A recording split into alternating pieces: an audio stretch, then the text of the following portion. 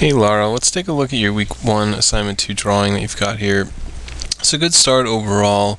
The marker technique ones are looking, I think, pretty solid, but the colored pencil ones I really like a lot. Just the different things that are going on in it, the different colors and the transitions from one color to the other.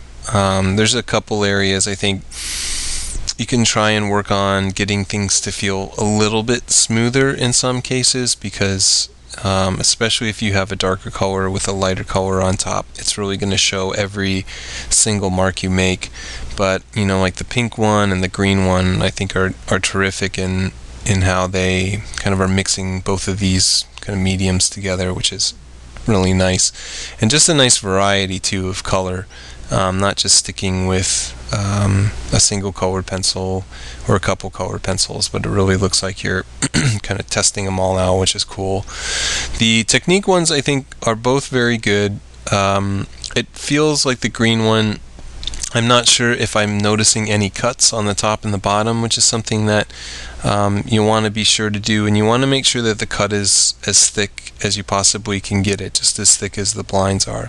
The blue one, I notice it, but I don't notice it as much as in the green.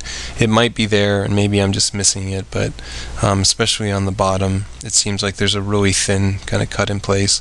And the bottom one, it's also very difficult to see any of the strokes being made, and I'm not exactly sure why. Although I will say one thing that I notice is that the blind and the side to side are very similar to each other in their value. They're not, one is not much darker than the other, and this is usually not the case. Usually the blind is much lighter in value because you don't have as much ink in the paper. So you might want to try and get the strokes to be kind of as consistent as possible. You don't want to double up on any of the strokes, and you want to make it just kind of a one and done, going from left to right or top to bottom or however you do it. But that's one of the key things about the blind, is it's not just kind of the fact that it's faster, but there's going to be a lot of times when you don't want like a deep saturated heavy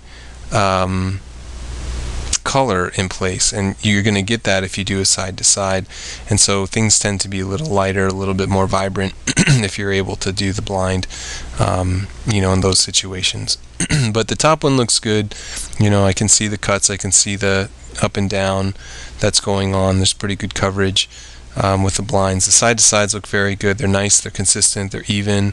Edge quality feels pretty good overall. A couple areas here and there within all of these, but these are fine. I think that there's good control going on in here.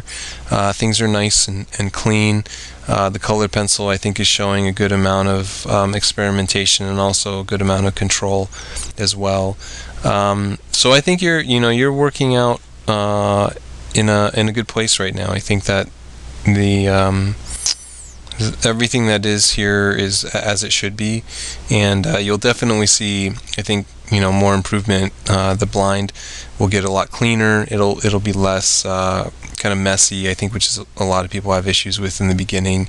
Your edge quality is going to get a lot better, and if you use a colored pencil a lot, the colored pencil will start to integrate with the marker even more, and even more effectively than what it is now. So I think you're right where you should be, and I think by the end of this week even, you'll have I think a pretty good grasp of of the marker and what it can do.